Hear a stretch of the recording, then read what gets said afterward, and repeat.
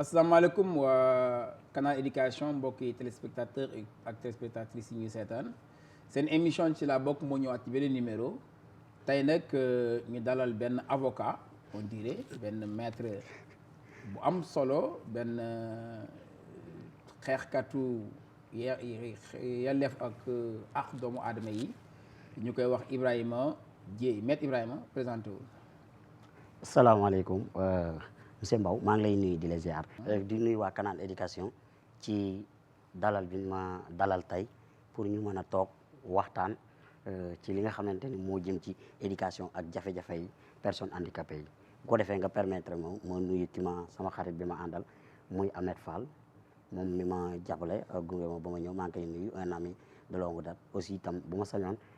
nga may ma nuyu fa nga xamante ni fa laa jóge muy Pirou Nderi fa laa dëkk. fan nga ne. Pirou Nderi. Pirou Nderi. oui c'est dans la région de Thiès département Thiès commune Touba. bokkul ak Pire. non bokkul ak Pire. Pirou Nderi bii mi ngi nekk si axe Xombol Tivaouane. ok oui foofu laa juddoo fa la fi sama lépp comme li ñuy wax rek tout est parti là-bas tout est commencé là-bas et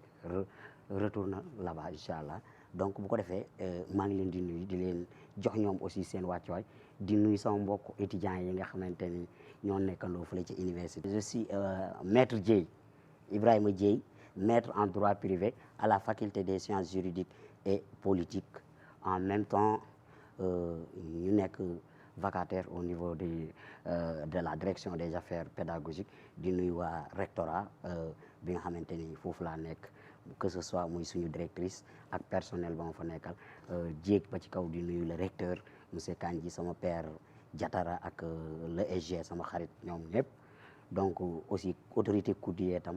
di nuyu le directeur Ndéné waa service d'hébergement sama xarit Emma chef département environnement ñoom ñëpp maa ngi leen di nuyu parce que gis naa ak sama xarit c'est ça niñ ma téye si université ak niñ ma jàppale maa ngi ko gis di leen nuyu baax di nuyu képp koo xamante ne rek yaa ngi université bàyyiwuma kenn di nuyu ñëpp. maître. oui est-ce que yow fan nga juddoo. Ibrahima Dieye mi ngi juddoo ci dëkk bu ñuy wax Pirou Nderi. donc foofu la juddoo fa la yaroo fa la màgge fa la defee primaire am donc fa la defee primaire am ba ni mu amee entrée en sixième parce que bëgguma anticiper question yi. dinañ ci ñëw. waaw mais daal jàppal yaa ngi ne Pire nan sax. Pirou Ndari. Pirou Ndari nga juddoo. waaw alors Pirou Ndari bi nga fay juddu da nga judduwaale ak waaye laago am bi nga juddu ama woon problème mu handicap. waaw question boobu dinaa ci sawar a revenir quoi parce que man xaw ma si lu bari sama yaay bi ma koy nettali à l'âge de 5 ans la ma dal et man je me souviens judduwaale woo ko. judduwaale wu ma ko daf ma dab en cours de vie parce que man je me rappelle xale du fàtte daanaa jël sama tànk man di dem ci sama kër ki ma tuddee di dem foofu jabaram da doon jaayee gerte caaf mu di ma jox may dem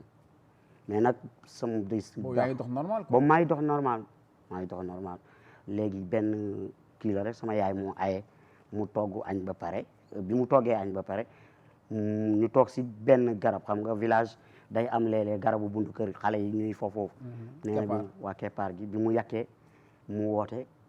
xam man comme ni may def damaa yàgg man tooñ mu ni Iba ñëwal añ ñoom Iba lañ may wax fële Pire mu ni ñëwal añ ma ne ko yaay mënu ma jóg mu def dëggam ma def sama dëgg mu def caaxa nee na mu toog ba caaxa mu xam ne séeréer dama toog kese mu arrivé ma bon je sais pas le pourquoi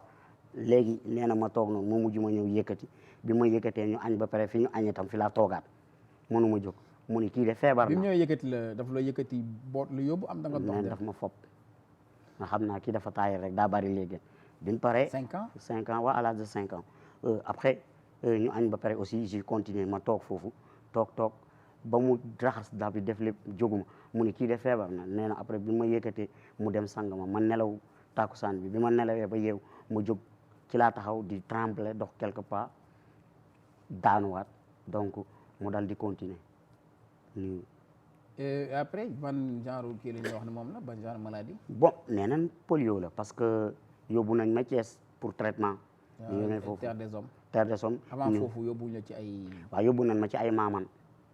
sëriñ si ku nekk def say kii. ou bien say débat on les appelle pas sëriñ si. kii marabout yi non attends kii jibarkat yi je crois. jabarkat njabarkat wala kii wala ay buxaaba voilà. voilà en quelque sorte ñooñu ñëpp yóbbu nañ ma foofu ku nekk def li nga man biñ demee ba dem ñu ne rab ñii naa rab la. bi nga def foofu genre traitement lañ la defal. ci sëriñ si dañ la doon jox ay saafara ngay naan ak di la ko diw yooyu lañ doon def daal. ak di la takkaloo ay giri ay téere ay kii yooyu quoi. mujjul fenn après lañ ma yóbbu Thiès te raison biñ ma yóbbu foofu tam le malheur en est que ñu toj sama ñoom ñoo damm ñaari tànk yi. damm comment. damm ni dañ koy ba tey feebar ñu damm ko tabax tànk yi lu mat plus de. opéré wuñ ko dañ ko toj tabaxaat naan ay peut-être dafa am ay blessures yu tam xam bon toj ko tabax ko lu mat 2 mois dañ ko tabax fii ba fii. ñaar yëpp lañ tabaxoon biñ ko tabaxee ñu nekk si loolu bon ma dem ba benn guddi sama rappel ma tëddi yooxu ne ay xulool ñoo nekk ci sama tànk bi. dafa tàngoon quoi waaw dafa tàngoon ñu toj ko bi ñu ko tojee tànk yi dafa sew après la ñu indi fii. est-ce que nekkul tabax moo tere màgg tànk bi. oui peut-être mën na nekk les conséquences beneen bi ñu ci lañ ma évacué ñu indi ma hôpital Le Dantec. ak fan bi def naa fi 2 ans. donc traité mais nii la mujj mel woon nii nag mais au fil des temps. gënoon na garaaw quoi. non nii moo gën a garaaw sax mais bu njëkkoon dafa juboon xoj normal tout mais au fil des temps daf bokk na ci li gën a tardeel sama jàng parce que da doon jékki ba si yàgg muy metti suy metti nag ci lay commencé di def ay déformation ba noonu. ok waaw donc si je comprends bien après yow polio nga jàpp ne moom la parce que boobu polio moo gënoon xew. oui parce que loolu lañ wax les experts booba xam nga médecine ni mu développé wu ñu woon la fois pas kii auparavant. donc ñu jàpp ni polio la woon. man nag j'ai cru que dama foogoon ne nag da ko judduwaale mu nekk malformation génitale quoi. non. nekkete polio la. polio la parce que moo lay dab en général boobu polio moo lay dab à l'âge 2 ans 3 ans jëm 5 ans. waay voilà léegi bi nga defee traitement yi bon nga sentir na léegi commencé nga mën a def dara. et sa entourage pas say propres parents mais. ay bàjjen yi nijaay yi cousin yi truc comme ça quartier bi à la première étape nan lañ xoolee woon sa handicap par rapport ak kër gi. waaw loolu la ñuy wax ci français la perception de l'handicap perception bi metti woon na parce que comme ni ma koy waxee nous sommes dans une société stigmatisante discriminatoire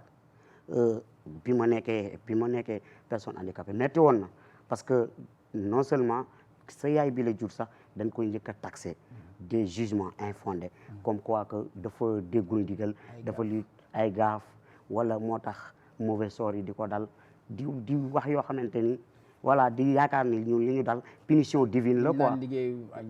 waaw liggéeyu ndey añu doom voilà affaire punition la punition divine la or que doon na metti parce que metti woon na xam nga ku nekk itam ngay bëgg nga boo juree sa doom mu am ñu mu maaseel ñooñu di vaguer seeni occupation di dox di dem di ñëw yow mi nga xamante ni yaay ji soo gisee sa doom si noonu sax daf lay xaw a metti waxuma nag yow mi nga xamante ni yaay la personne concernée bi nga xamante ni tu vois tes amis là ñu dem bu ngeen toogee di foofu à un moment donné ñu jóg dem bàyyi la foofu yow day metti ci sa côté psychologiquement da la doon affecté donc te aussi sa morom yi dañuy am excusez-moi sa morom yi dañuy nekk ay xale boobu duñ am benn maturité bi dañ la si ñaawal di la si wax lu ne parce que dañuy xam au village sax dañuy xam sa tur mais au lieu que on t'appelle de Ibrahima dañuy wax lagge bi wala lafañ bi c'est des termes péjoratifs yoo xamante ni kër lafañ bi kër ñoom lafañ bi c'est des choses que tu entends dire que je me rappelle ça choque quoi ça choque mais parce que day am da ngay dem sax ba yow sa frère wala kii bi nekkul handicap bu bëggee jabar wala feneen wala mu bëgg jëkk feneen foofu ñooñu ay handicapé la c'est des jugements infondés quoi des traductions yoo xamante ni ça ne repose nulle part sur aucun fondement bon loolu bu fekkee nekkoon nag nit ku kii daf lay affecté psychologiquement metti woon na moom metti na mais au fil du temps nag ngay dem ay parents yu dëgër quoi am parent parce que sama yaay dama koy ñaanal sama papa dafa teel a gaañu récemment démb rek la woon anniversaire commémoration décès ma koy ñaanal yëkkatee ko jàmm yàlla yërëm ko te xare ko aljana woyfal suuf si kawam parce que en 2003 la décédé moom bi ñu décédé ay xale yu ndaw lañ aussi suñu yaay nag bon nga boole ko yor handicap day metti mu boole ko lépp diir na dégg ko ba kenn ku ne mu teg la fi mu la war a teg mu nekk jigéen bu courageux bu jàmbaaxe parce que tam lii lépp mënoon na ko ci bañ a fekk ndax bu am na ñoo xamante ni dañuy jur doomu handicap sàggane ko parce que dafa am léeg-léeg xew day am ñu ne nañ leen tëj handicapé bi man je vois ça day am ñu tëj ko parce que dafa handicapé baaxul ci kër kenn warul joggi fu mu jaar en quelque sorte noonu la ko olof yi di waxee lépp y a tout dans au village parce que là-bas on te pardonne rien oui même dans les villes par rapport partout au Sénégal oui mais tane na oui ñëpp tane na donc bi ko defee mu yar ñu nag teg ñu ci man bi ma bëggee jàng itam mu jàppale ma ci donc mu nekk femme bu courageux ma koy féliciter de passage mi ngi may suivre ak sama frère yeeg ñooñu ñëpp jàmbaar la yow jàmbaar nga waaw parce que li nga wax noonu sax c'est avéré am na ñoo xam ne dañ daan buñ juree nit ku am laago en général dañ naan la yóbbu ko ci àll bi malédiction lañ koy voilà jàppe yóbbu ko ci àll bi ci genre dun janj lañ koy wax en wolof boo ko fa tegee quelques jours après boo ñëwee di nga fekk jinne ji yóbbu ko moo ko moom wala dinañ la ko changé nga amaat beneen doom c'est yooyu yëpp c'est nit en personne bu la dara jotul sax bu ñu la tegee ci àll yow kenn nga ne fa mais le lendemain bu ñëwee duñ la fa fekk dina fekk il y a les animaux sauvages qui sont dans la yooyu yëpp dafa amoon yoo xamante ni amoon ci société bi mais je pense que léegi commencé na éradiquer quoi maintenant nee nga léegi sa yaay moo la jàppale nga jàng foo defee sa cursus scolaire waaw est-ce que mën nga ñu ci résumer sa cursus scolaire surtout primaire oui cycle primaire maa ngi koy jàngee ci sama propre village Pirou Ndari c'est un peu difficile à prononcer voilà c'est un village que j'aime beaucoup non c'est un village que j'aime beaucoup oui foofu laa jàngee primaire mu nekkoon nag cursus bu métti jëm la kas pa parce que village la am na yàlla sable donc pour des problèmes de déplacement bi et boobu doon demee fauteuil roulant bon fauteuil roulant boo ko amoon itam mënu fa woon daw te boobu itam parents yi loxo jotul seen ginnaaw bañ mën a wut ces connaissances yi ni mu développé actuellement développé na sama yaay moo ma doon porté ci doom di ma yóbbu may jàngi léeg-léeg xale yi di ma jàppale mais xam nga li ñuy wax rek xam ko ñun yàlla du tëj buntu tëj fenêtre firi rideau demoon na xale yi doon nañ ma jàppale ñuy bokk classe toujours dama doon nekk en première waaw parce que dama teel a am benn conscience que man ak sama situation ni mu demee nii waaw pour ñu man ma waxuma réussir sax mais pour ma wax ñu déglu ma wala ñu respecté ma il faut que ma jàng ba dee léegi nag loolu taxoon dès sixième ba ni ma amee entrée en sixième je suis le premier de ma classe léegi biñ ci jógee bi ñu nekkee ci loolu sama yaay daa ma yóbbu ñoom ñu di ma indi mais bi ñu demee ba nga xam ni résultat yi mi ngi tàmbalee positif favorable à ma côté climat de jalousie installé wu donc booy di la fa bàyyi ngay booy di ma fa bàyyi mais doon ma woon ram damay bàyyi ba sama yaay toog ba pare moom elle vient pour me récupérer à l'école que ce soit 2 heures wala 3 heures. Mais tu étais brave, hein? Tu étais dans une école ordinaire. Ordinaire, oui. Tu étais la seule personne en situation de handicap. Oui, je suis la seule personne en situation de handicap. Ouais, école primaire. Donc, et tes enseignants? Ah, mes enseignants, donc ils me traitaient comme tous les élèves au même pied d'égalité. Il n'y avait pas de favoritisme, quoi. Il n'y avait pas de favoritisme. Si j'étais école. Parce que je me rappelle le directeur actuel que je salue de passage. Je sais ci classe bi boobu école ba mouvementé woon na gannaaw yi ñu jiitoo ñoo fa doon semer désordre di xeex mais nee na dafa ñëw dugg si suñ classe su CM1 bi mu gis ma toog mu ni kii laay njëkk a wàññi parce que xam naa moo nekk waaw moom mooy réglé nuñ koy waxee mooy monté gars yi ci suuf quoi moo tax dafa ñëw man je sais pas à ma grande surprise mu ñëw jàpp sama bakkan bi moxoy dóor ma man j'étais dóor ma xam nga j'étais trop fit moom yàlla daf ma ko yone ma ne ko lan laa la def ba di nga may dóor je pose la question ok yow yaa ma fekk ma toog nga tëb di ma dóor te boobu je faisais le CM1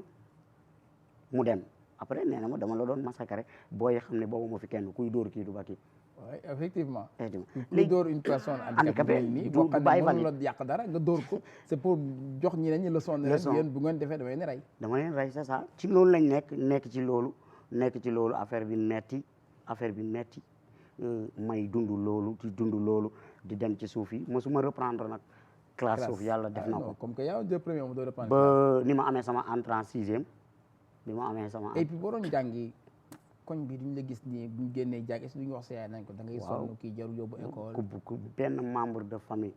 bu bokk si man bu ma jige lool yal na ko yàlla yërëm te xaare ko aljana sama yaay mas na ma boot romb ko di jàngi da ko doon wax mu rëcc ko ci xelam ni kii de njàngam yaayam da ci sonn ndax fii lay yam handicapé kenn du ko jël di ko dugal ci sa kër mu rëcc ko ñu dégg ko sama yaay di ko tontu ma ne ko bu ko tontu laa ngi ñëw tontu li ñëw na tey de waaw ñëw na malheureusement fekku ko fi fekku ko fi mais jégal nga ko wax jooju non jégal naa ko amul problème xelam moo demee woon moo toll noonu te nit ku nekk na sa xel moom moo feeñ le quoi waaw moom moo feeñ le waxam moo feeñ quoi waxam mais certainement waaw ma xam ni waaw dama xam ni ki bokk si yow sës ci yow bu ko dee wax kon ñeneen ñi ci biti ñi ngi koy wax moom moo am sañu yeggale ko wax nga dëgg de waaw effectivement voilà maintenant ñu génn ci kii scolaire parce que xam naa ne bu ñu fi naree nekk ci kii scolaire bi moom émission bi ci lay yem léegi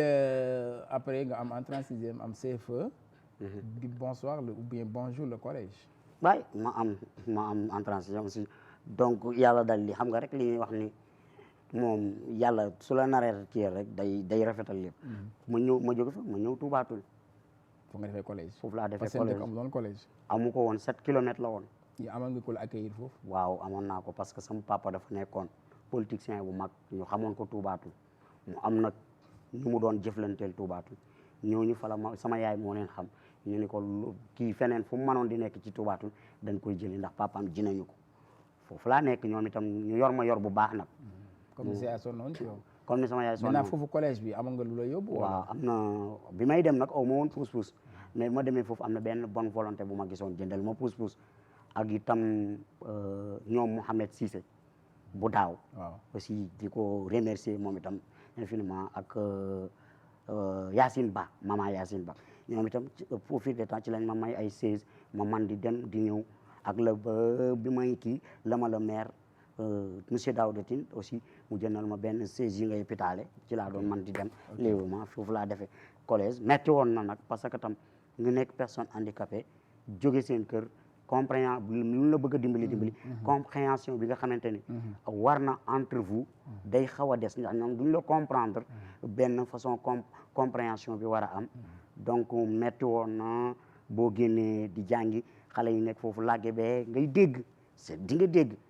donc ti foo xamante ne tam du seen dëkk c'est vrai y a le terme làggi dafa làggi dañ ko doon dégg aussi yamuñu ci la feeñ wala laawa mais dafa làggi da nga ko doon dégg xoolal làgge bi jàngi c'est des choses mais man boobu dama amoon benn conviction ma ni un jour dina ñëw kenn du ma ko wooye fële y avait chaque année il y a un seul maître maintenant tu viens au collège tu trouves 7 professeurs 8 voire même 10 professeurs dans chaque matière waaw foofu tam bon à part ci problème mu infrastructure suuf bi nga xam ne pour nga déplacer wu dem ci classe bi parce que ay escalier amul woon escalier waaw sablonné la woon mais xam nga fële bu dee collège la ak kii léeg-léeg doo am classe fixe day wër nomade da ngay nomade donc loolu moo mettoon mais yàlla dogal na bi ma ñëwee tuubaatul collège professeur yëpp moo bëggoon moom et les élèves aussi et les élèves am na nag certains foofu créé woon désordre quand même non man foofu créé ma fa woon désordre pas tellement quoi mais créé nga fa quoi non pas tellement ça veut dire que am na daf nga fa désordre waaw xam nga nit moom ay problème quoi waaw nit foo nekk di nga wane sa bopp parce que waaw man fu ma nekk nii c'est-à-dire boo deful noonu doo man leen mooy sama problème li nga xam ne sama droit la soo ko bëggee piétiner je fais face waaw ce qui me revient de droit je ne le négocie pas je l'arrache tu étais en série L waaw en série L2 oui et après tu es allé en terminale oui, avec beaucoup de difficultés tu as terminale parce que bi ma amee BFEM rek la feebar yi ñëwaat sa yaram yi di feebar quoi yaram tànk yi mooy metti chaque jour surtout en période de fraîcheur waaw oui effectivement bu seddee quoi da doon sedd ba si kaw lan ma doon nekk lu ma def ma commencé terminale mu defaat noonu tu as fait combien de fois la terminale 2 fois loolu moo ko am loolu mën a empêché nga jàll moo empêché parce que seconde defuma ko dama ko tëb dama ko commencé 2 fois saa yu ñëwee ba décembre commencé tànk yi day metti ba juin seddaay bi ba juin waaw yàlla dimbali ma def benn semestre seconde ñu yóbbu ma première première aussi ma am possibilité tam defaat benn seconde benn semestre avec la moyenne bu nekk ma am si moyenne bu baax donc di yóbbu ma terminal ma reprendre. terminé woo première bi aussi quoi. première non terminé moo ko moo tax c'était un peu compliqué terminal ma commencé ko tànk yi ñëwaat. yëpp yaa ngi bañ rek. yëpp maa ngi bañ deuxième terminal sama yaay wax ma ne ko man cette année ci j'aurai le bac. te boobu commencé ko. boobu commencé ko ñu def ma jàng 3 mois tànk yi tàmbalee métti ma jël cahier philo cahier français ak cahier géographie. AG tout tànk yi métti bu guddigee bu seddee ma tëju di jàng. bëgg gars yi kay rek jàng. waaw tëdd rek jàng tëdd rek di jàng. oui parce que dalal naa fi koo xamante ni Bassirou Kébé kii Mamadou Kébé maa ngi koy nuyu au passage dalal naa ko fi moom terminal ba bac bi këram la ko defee demul école. oui et puis il a réussi. waaye noonu laa ko defee de ma continuer ko di jàng ba 3 jours du bac benn crise dikkalaat ma je sais pas ñu yóbbu ma de jeudi le vendredi samedi moo am ko hôpital lundi bi ma génn war a defi waat. mardi bi nga defi bac. ma dem defi bac après ba ne ci bac bi ba deuxième jour bi ma ñëwee laa dégg booy yi ma logé ndooloon ñu naan surveillant bi doon na leen attaqué naa leen yéen kii ngeen xam ne deful bac sax moo leen gën ay notes donc ma ne affaire bi. boobu gisagoo affaire yi. waaw ma ne ça sent bon. ça sent bon nga commencé sawar quoi. ma commencé sawar gën a yokk courage bi donc ma terminé épreuve premier tour yi di ñibbi yàlla dogal ñu ma doon pousse xam nga 16 yi lañ yoroon bi ñu defee nii affaire bi daanu loxo bi daanu dam ma quoi. oh là là. donc. te boobu résultat yi génnagul. boobu résultat yi génnagul résultat yi génn ma dem second tour parce que SVT yeeg yooyu dama leen tegoon à côté moom war a chercher ji 22 points sama loxo damm na tawax nañ ko ñu koy def. donc foo nga defi. oui ci que ma dem bi ma demee ma dem di defi je négocie léeg-léeg ma jàpp fii bind léeg-léeg ma bindee gauche bi ci loolu laa nekk ba génn président jury bi sax bi ma gisee après ñu may pousse may dem ak sama loxo mu ni kii est-ce que mënu leen ko ne ni mais man li ma bëgg man su ma koy am dama koy am dignement quoi je dis bon ma caché wu foofu mais dama bëgg man lu may am ma am ko dignement ñàkk ko quoi. ñàkk ko boo liggéey su ma toogee à l'aise man ci noonu lan def bi résultat yi génn talu ma ko mu dégg ñu yuuxoo am nga bac c'est ça. oh tu as été brave hein. Voilà. Maintenant après ñu orienté la fan. waaw ñu orienté ma IVS. IVS en général pourquoi en général yéen ñëpp IVS la ñuy dem pourquoi. bon xam naa parce c'est que des depuis mu ñu am ko léegi quoi je veux dire. parce que bu njëkk en notre temps y avait pas IVS. oui mais yéen ñu ci bari léegi IVS la ñu yóbbu tax loolu. non je comprends parfaitement le pourquoi.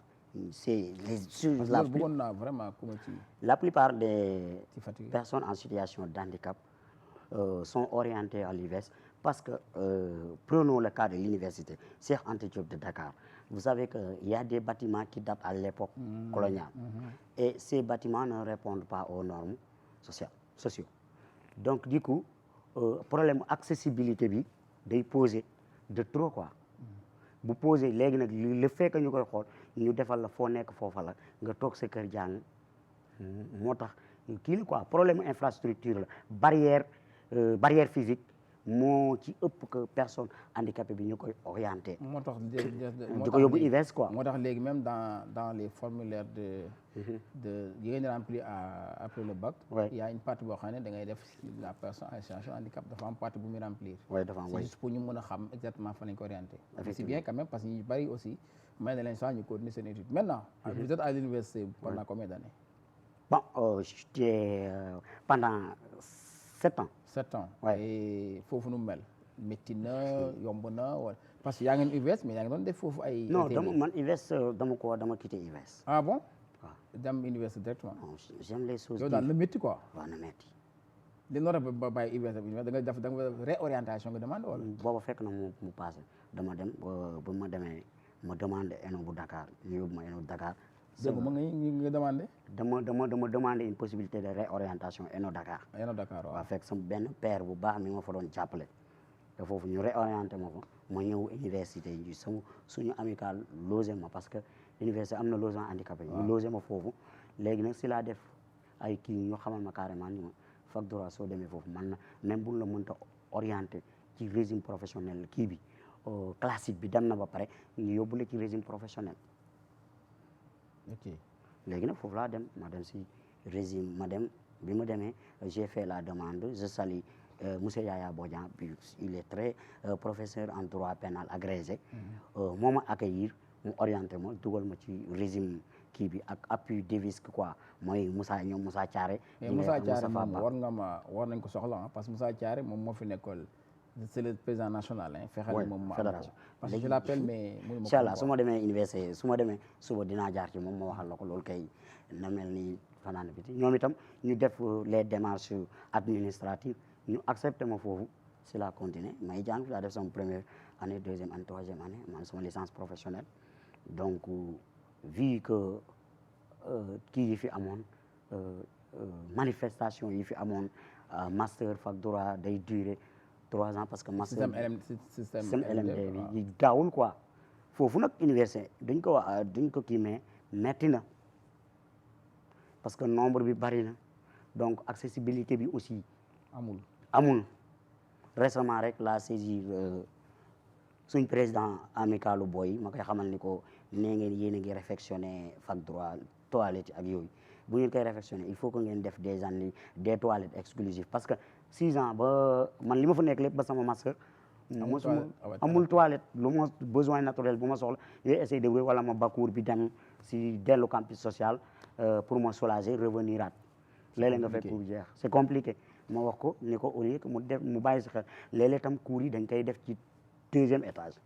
3e étage du ñu rendre compte ci personnes handicapées yi parce que foofu rek récemment séminaire bi ñu doon def au mois de mai bi ñu doon def signalé nañ ko fa inscription pédagogique bi ñuy def comme ni nga ko waxee récemment si baccalauréat bi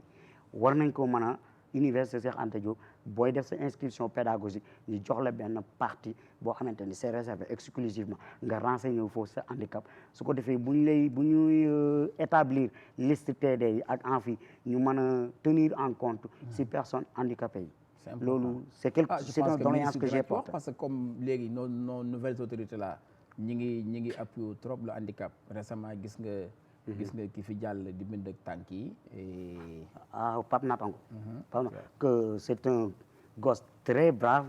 que je félicite de passage aussi di lancer benn appel aux nouvelles autorités administratives que vu que université la fa nekk man jaar naa fa laa ne xam naa rythme ba fa ne xam naa situation ba fa ne moom pour mu jàng université c'est trop compliqué suñu ko mënoon a accorder bourse étranger mu dem jàngee ji bitim réew mooy gën parce que université ce sera très compliqué pour lui surtout muy bind ak tànk yi surtout muy bind ak tànk yi parce qu'il y a un nombre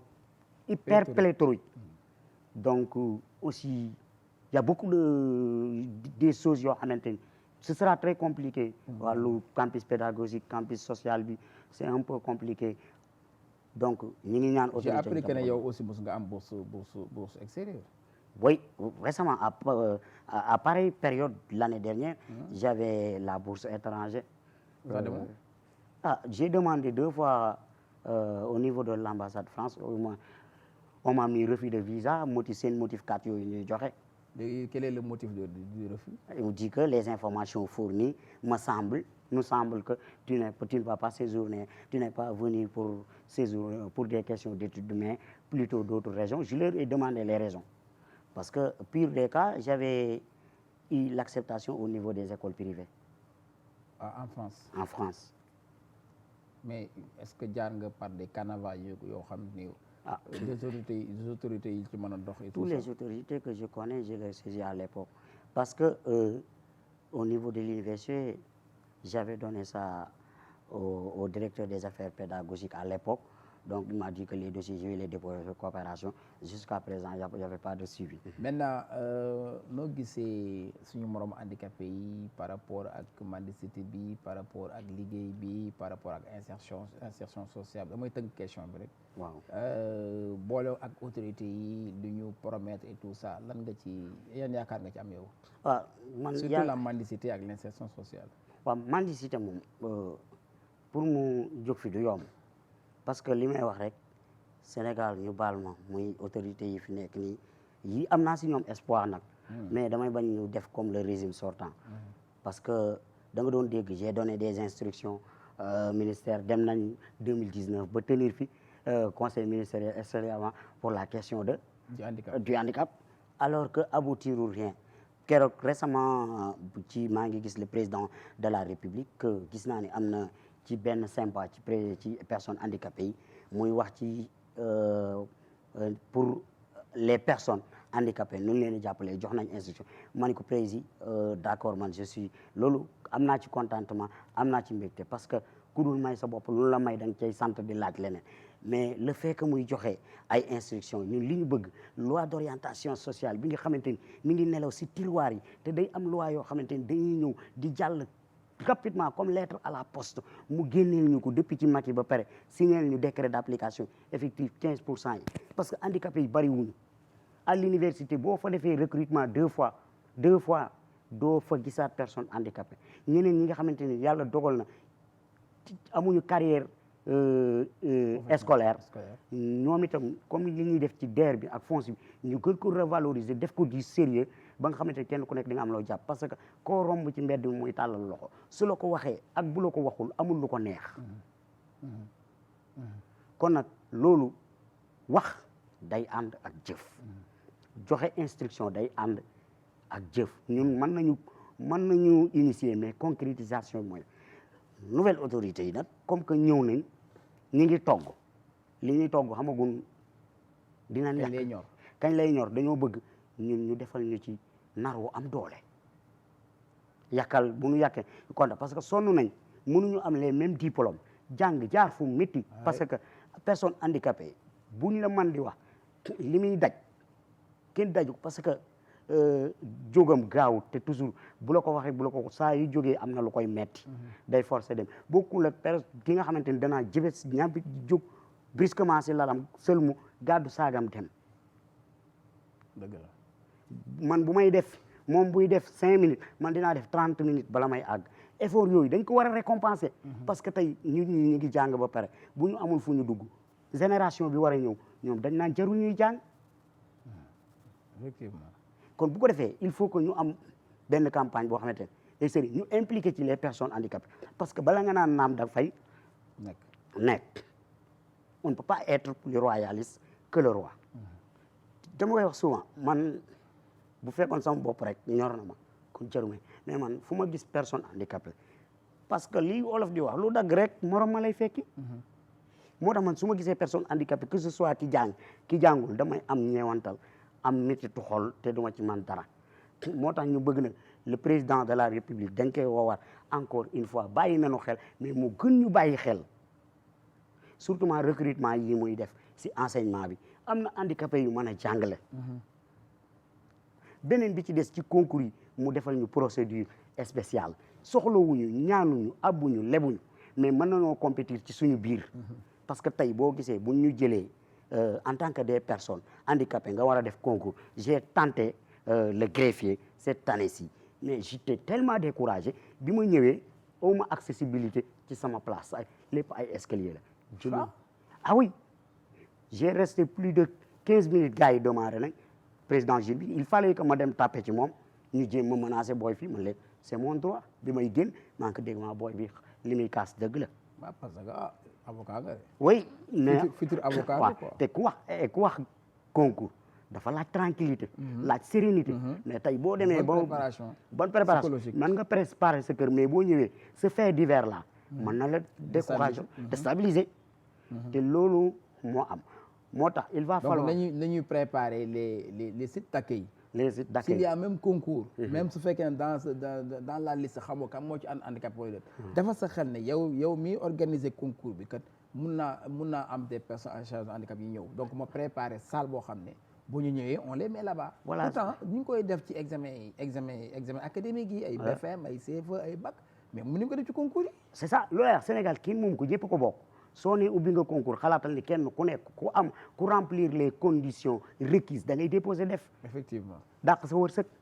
comme tout le monde léegi Ibrahima waaw léegi tëjal léegi excusez-moi parce que dafa am loo xamante ni itam dama ci bëgg a interpeller le président de la République ak aussi le directeur des bourses le premier ministre le ministre de l'enseignement supérieur muy personne étudiants handicapés yi nga xamante ni yàlla dafa dogal ñu ngi ci les instituts publics ak privés yi école yi nekk biir université ñooñu tam dagg nañ seen bourse yi jotatuñ ci ah bon ndax dañoo nekk nee na mooy bourse sociale wala non bourse pédagogique ah bon je parle parce que auparavant au temps de Macky boo inscrire nekkal handicapé mais boo inscrire ci établissement institut wala école boo xamante ni mi ngi biir université da nga doon am bourse mais tey ku mel ni man boo daggee bourse am wala ñuy kooku jàngam fan la jëmati il faut que ñu jàppale ñu xam nañ ni la loi c'est la loi parce que bourse yi c'est octroyé aux étudiants inscrits régulièrement dans les établissements publics mais tam loo gis état loi day am souplesse quoi entre la loi et la morale parfois da ngay privilégier la morale ñu dimbali booy yooyu ñu jotaat seen bourse mën a am tranquillité réussir donc pour mën a autonome. c'est un cri de cœur quoi. oui c'est un cri de cœur dafa nekk un fait boo xamante ni daf ma metti comme li nga ko waxee rek bu lu dal ci kaw handicapé yi damay dal voilà donc jërëjëf Ibrahima sa dernier mot balaa ñuy tàggatoo sa dernier mot. sama dernier mot daal doo gisee suñu plateau bi suñu télé bi par rapport ak l'éducation et accueil bi et tout. waaw fii moom. nit ñi ngi fi fekk comment ils t'ont accueilli. waaw ñëw naa fekk naa fi accueil ñu yaatu ñu baax ñu fonk doomu aadama aussi parce que biñ ñëwee ñoom ñëpp a ñëw autour de ñun. si laa bokk daal ñëpp ci lañ bokk. ñëpp ci lañ moo tax wuyu na turam. ci lañ bokk waaw. jërëjëf mbokki téléspectateur ak téléspectatrices yu canal éducation ñu ngi leen jaajëfal di leen wax ne tey dañu dawaloon benn futur avocat benn maître Dieye je l'appelle maître Dieye donc ku am dossier jaaraat ci man bala ngaa dégg ci maître Dieye bu ko defee man ma def sama plaidoyer booy la ak maître Dieye di gërëm bu baax suñu techniciens yi di gërëm suñu DG di gërëm bépp koo xamante ni yaa ngi seetaan ci biir réew mi ak ci bitim réew di leen jox dig daje ba beneen émission ci la bokk incha allah rabbi jërëjëf nekk leen ci jàmm